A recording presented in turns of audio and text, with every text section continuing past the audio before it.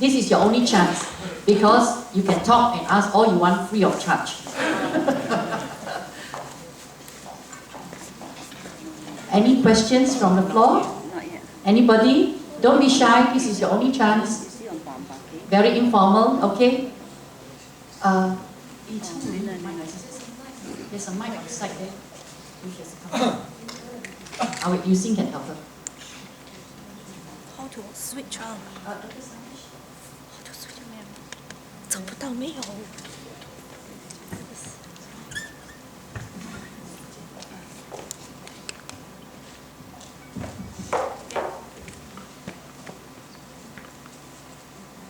So the first patient said that her calcium was very high. So why is it necessary to strengthen her bone? Because I know that when we have high calcium, our bone is very strong. So why does it affect the bone when the calcium is high? So the calcium is high in the blood, not in the bone. Okay. So the calcium is high in the blood because it's coming out of the bone. And the bone is eaten away. Bones are made weak by the plasma cells, the cancer cells. So the calcium should be sitting in the bone and strengthening it, not in the blood.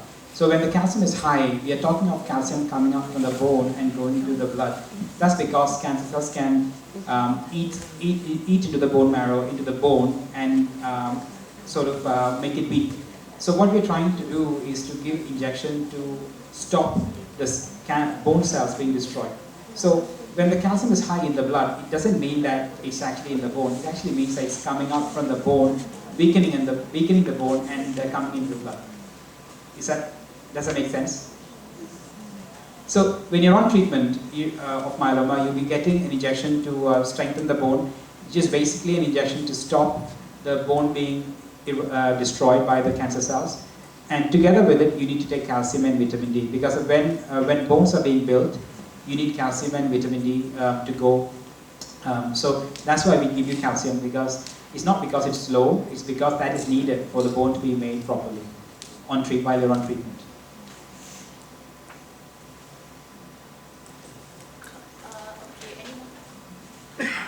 Any more questions? You want to? I could talk loudly maybe in the audience. Yes. Oh, okay. My wife is a survivor. About the second transplant.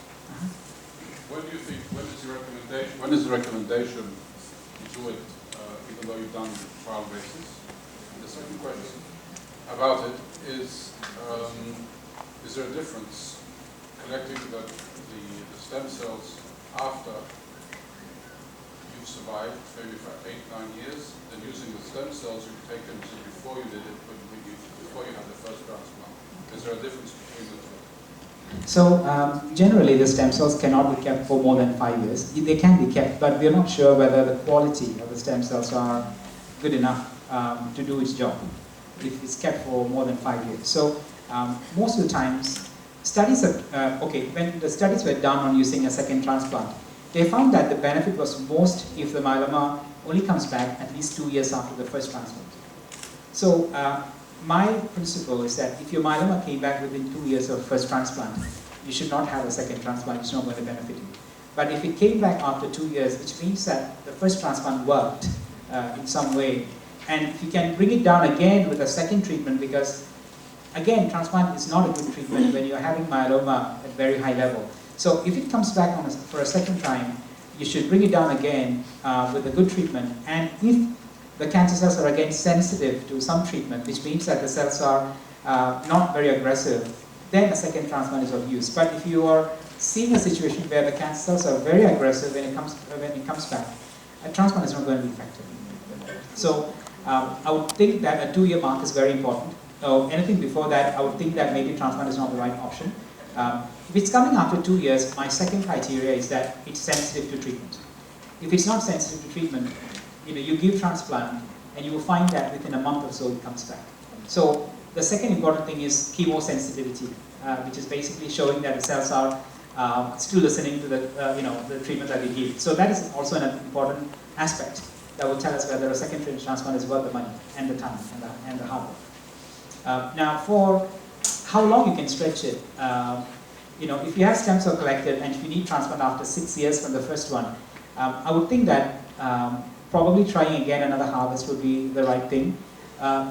Because our own HSA, which is where the stem cells are stored, have a policy of discarding the stem cells after 5 years, somewhat. So they will ask us what to do after, you know, a certain number of years have passed. So that's one issue. The second issue is that we're not sure whether the stem cells we collected early on will be good enough later.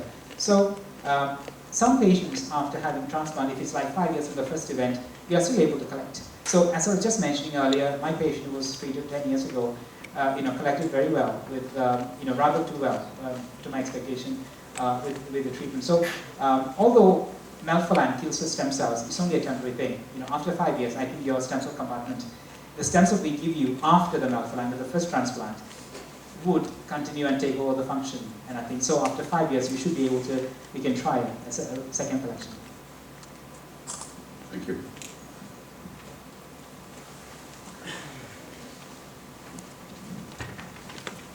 Alice, got a question. Alice, you got a question? Oh, okay, no. For me, during the medical check, I found my calcium was marginally high. How about, I mean, in a comprehensive test, is that the only thing that you can find out you have myeloma cancer? Because it's not commonly tested. So, you know, some patients that we get picked, you know, who are picked up early are the ones who are blood donors. So when they are blood donors, they have a bit more extensive testing than normal people. So if you go to a GP asking for, I'm not feeling well, you know, they just do a blood count and they say, you know, it's low, high, whatever. But myeloma doesn't show in normal blood test straight away, right? So the patients that we have been picked up early are the ones where some extra blood tests were done. For example, if you go for a well man or well woman checkup, you know, they would do an extended panel of testing, they would do liver function, etc. And myeloma can often be seen as an increase in total protein in the blood. And that's an early suggestion. So not everybody does it. But when you go for a well-man checkup, well, you know, it will be done. So that's the benefit of maybe doing it. But there is no point screening for myeloma. It's not worthwhile doing it because in this room we have, say, 100 people. You know, there is a chance that, you know, 5 of these people, you know, here may have early trace of it. You know, but as I said, only a small minority of those 5 people ever will become myeloma. So it's such a random thing that there is no point looking after and going after doing, you know, blood tests in a paranoid manner. So there's no room for screening. But you know, as a part of screening for general health, we would do a liver function test. If it's high, it's worthwhile chasing it, you know, chasing after it, but not just a screening. Is this condition hereditary? No. Okay, thank you. Thank you, Alice. Any more questions? Yes. It's for Dr. Dr. Kumar, yeah, I have a question for Dr. Kumar. Is there actually a standard line of defense for treatment of myeloma? For example, if the first relapse, I have to, the doctor will recommend this particular drug, next relapse, this particular drug. And next, another question is that, should a patient be treated with a certain drug? And then when they relapse, does it mean that the first drug will never work anymore? Very good question. So what is accepted now is a triplet. Means that there should be at least 3 treatments, 3 drugs in that combination, okay? And in the beginning. So that's why I think SGH and I think NUH also does what we call VCD. Velcade, which is the novel drug we talked about, bortezomib. Cyclophosphamide is a cheap and cheerful old drug, and steroid. So this is a standard rule that everybody with myeloma should be treated with a triplet, at least in Singapore. Now in US, there are some centers where they do doublet, where they just do steroid with a novel agent like Velcade or Revlimid, for example, and not do chemotherapy with it. But what we have found, and what is that adding chemotherapy increases the overall potency of the treatment. So if you were doing Velcade with just a steroid, and if you compare it with adding chemotherapy to it, I think we get more mileage out of the same treatment. So the standard first line in Singapore is if you're not a clinical trial patient, that I would probably give them Velcade with a bit of chemotherapy and steroid. The chemo and steroid will be tablets, and the Velcade will be an injection. This is the first line. Now, if you're going for transplant, you have transplant after that. And what happens after that is partly dependent on how much benefit you got from the first one. If you got, like say, 1 year, 2 years, 2 years for example, from the last treatment, to me that means that the treatment has worked. Because we know myeloma is not curable after all. It's going to come back. But if you can get 2 years mileage from that treatment, it's not a bad choice to try the same thing. But it's also a good thing probably to look at other options available. And that's where I think lenalidomide is a good option. So I personally would consider adding lenalidomide when the myeloma relapses the first time. Or if there's a clinical trial, I would consider a clinical trial.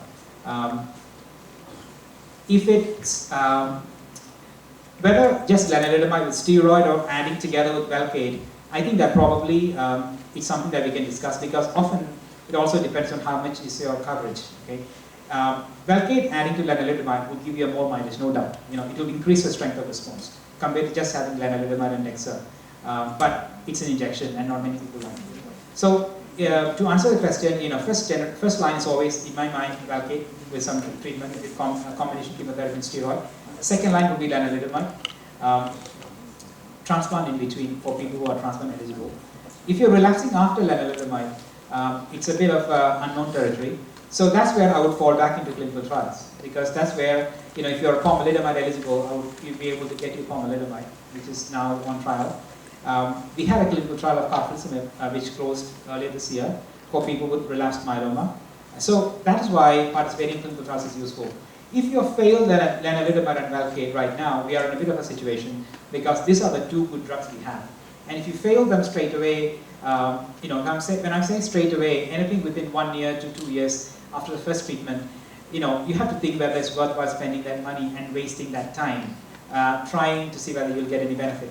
So the other option is to go with chemotherapy, because all these drugs are very what we call novel agents. Novel agents are not really chemotherapy in that sense. They don't attack good and bad cells. They look for bad cells generally. So they are good in the sense that side effects are lesser, but sometimes we also need a bunker buster approach where we have something which will guarantee to kill everything. So sometimes going back to chemotherapy helps, and there are people here who watched that.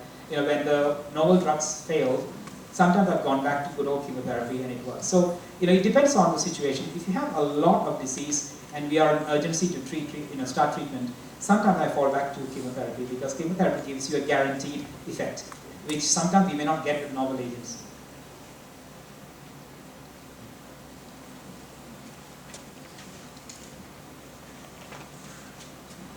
Any more questions? 还有问题吗？ Dr. Shatish, I just got some information from my friend. She says, from the information is, there's this Mayo clinic in US. They are treating myeloma patients with this modified measles viruses. Is there a possibility that Singapore can have this sort of treatment? It's a clinical trial. It's a Yes, clinical trial. And the answer to that is no. And the reason for that is because it's a clinical trial, first of all, so we have to go through that process. And before you set up a clinical trial, there are years and years of lab experience and process involved before you can bring it to the clinic. So you cannot just start a clinical trial straight away. So for example, this drug, carfilzomib, was invented in 1994. It took them 10 years of development in the lab and 10 years in the clinic to become FDA approved. So it became, it took about 15 to 20 years, and 3 owners, 3 different companies took over the drug. So it takes a lot of effort. The same applies to measles virus. So it's an exciting thing, but unless you've been doing, working on this for the last 10 years and you're ready to bring it to clinic, it won't be available. So the answer to that is probably not in Singapore.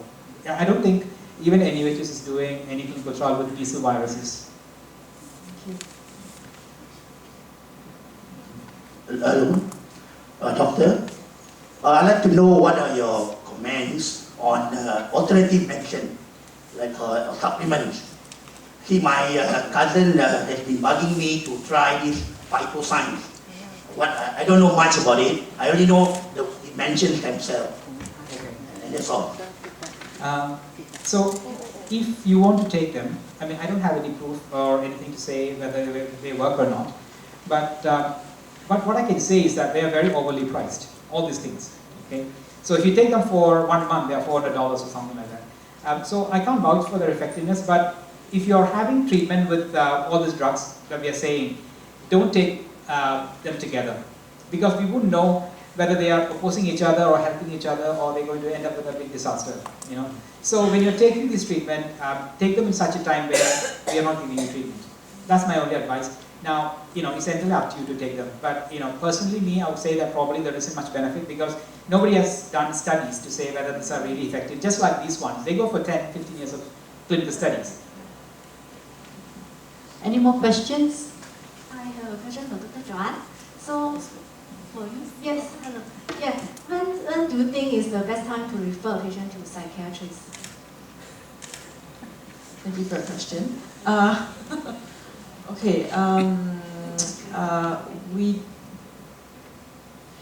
the answer is probably when there is a persistent psychological condition, such as like persistent anxiety or persistent low mood. So in order to diagnose clinical depression, we need at least 2 weeks minimum of low mood, persistent, every day, all day, including things like loss of appetite, loss of sleep, apathy, so losing interest in doing things. I think the answer to your question would be when either the low mood or the anxiety, the worry is significantly affecting the individual. So maybe they can't function in their work anymore, or they are affecting their family relationships, or maybe they're withdrawing from other people. Or I have had patients as well who are so depressed that they reject treatment. And I have had caregivers come to me to ask me similar questions as well. I would say it is there is a resistance towards seeing psychiatrists and psychologists as well. So at NUH we have a nurse counseling service, and I think that's a way to reach out to patients as well. Yeah. Thank you. Any more questions?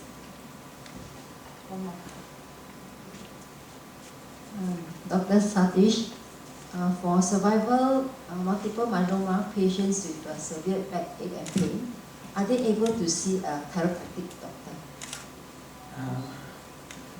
Do chiropractors do massage and all that? No, right? Because my only concern is if your platelet counts are low, if you are clear of myeloma, no problem. If you're not on treatment and your counts are okay, you can see whoever is required. There's no problem with that. But when you're on treatment, if you're doing or thinking, I'm thinking of doing acupuncture or heart massage and low platelets, it might be a problem. But when you're off treatment, you can see that there's no problem. Thank you. Some more? Yes. Just want to ask Doctor, for myeloma patient, what sort of food we should take? I saw a lot of claim that we should abstain from sugar, abstain from dairy product, and then try to make our body alkaline, shouldn't be acidic. I don't know all these type of claim that does it really help for myeloma patient or not? Thank you. Yesterday a patient was telling me about this Kangen water. I have no experience of it. The machine cost about $5,000 or something. But apparently a lot of ailments were treated by this water. But I'm not believing this, and it seems like people who believe, they can believe. But as far as I'm concerned, and dietitians are concerned, a good balanced diet is what is needed with exercise. So you have protein. Importantly, because when you have steroid, you lose muscle mass, you lose muscle. So having good protein in diet is very important. You should have a bit of veggie because some of the drugs cause constipation, so fiber is important. Carbohydrate may not be that important because, except for feeling good, because carbohydrate gives you that feeling. Because the steroids can sometimes raise the sugar, not for everybody. So I would think that having a balanced diet is what is important, more than going for any particular supplement or a fat diet of goji berry or whatever Dr. Oz says on TV. He gets 1 million richer every time he says that, but I don't think he's doing any good for for the rest of us. So I think whatever good diet that you've been doing, normal eating diet should continue. And as for whether you can have raw fish, or sushi, or sashimi, or things like that, I would probably say no, because you can easily get a diarrhea from all these things. And if you're on treatment, a diarrhea is all it takes to get you to hospital sometimes. So it's better to have cooked food. As for salads, you can have them, provided you wash it very well. So add a little bit of vinegar with some water, make it into a veggie wash. Wash your salads very well, leaves very well. You can have salads, no problem. Yogurts are fine when you're having no treatment, but when you're having, for example, stem cell collection or transplant, live yogurts are complete no, because they've got live bacteria. But otherwise, when you're having myeloma kind of treatment, I think you can have most of the things that normal people will have. The only other mention is that green tea doesn't go particularly well with Velcade. So if you're having Velcade injection, don't have green tea on that particular day, because it can cancel out the Velcade effect. So you can have it the other day. So on 7 days, Velcade is only given once a week. If you're on treatment, you can have it on the other days. Okay, it looks like we only have so much time, because any other question, I allow for one more important question. Otherwise, we go on to the next program, which is the last for the day. We'll be having one more. Just one? Yeah, Dr. Okay. Satish, one question. Do you think that future treatment for myeloma will be based on the antibodies? The results seen so far are encouraging, but antibodies are, I think we still need to know whether they are as good as Velcade and all the other drugs, because they have 10 years worth of data supporting their benefits. So we need to have at least another 10 years of data to show that they are superior or effective. So I can't say for now, but it's a new trend. And when it came to lymphoma 10 years ago, it surely changed and improved the outcome dramatically. So I think that the same might happen in myeloma, but it's yet to be seen. We have to have proof of that. And second question, do you think that CD30 antibody will be available by next year in USA? Okay, so I think it will not be likely available. I don't think it will be available. First of all, it's not approved by FDA. So any drug that is not approved is on clinical trial. So I think FDA might, it might take another year or so for FDA to review that, because the data is still ongoing. They are doing some studies, randomized studies, where they do one group to have the medicine and the other group not to have the medicine, etc. So they're looking for the results from that study, from those studies, not more than one. So I think it won't be ready in Singapore outside clinical trial in the next 1 year. I don't think so. Yeah, what do you think?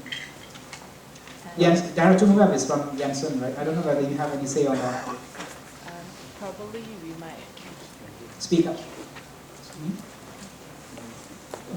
I'm not sure. I think like what Dr. Satish said, we don't really know when daratumumab will be approved by FDA or EU, but ideally it should be within the next 12 months, hopefully. Currently, what I heard is phase 3 trials ongoing. So, if I'm not wrong, it is a phase 4 will be a commercial, right? Sorry? Phase 3 is ongoing, yes, yeah. Phase 3 trials ongoing. So when the drug goes to phase 4, it's a commercial. Yes, correct. Phase 4 is when they are just collecting safety data, pharmacovigilance. So most of the times it's FDA approved by phase 4. Phase 4 is just collecting data after it starts getting utilized on a massive scale. Most of the drugs are approved, sometimes even on phase 2 data. If the data is so changing, they can approve based on phase 2 too. Yeah. Thanks. Okay, ladies and gentlemen, so much to digest. Thank you, Dr. Satish. Thank you, Joanne.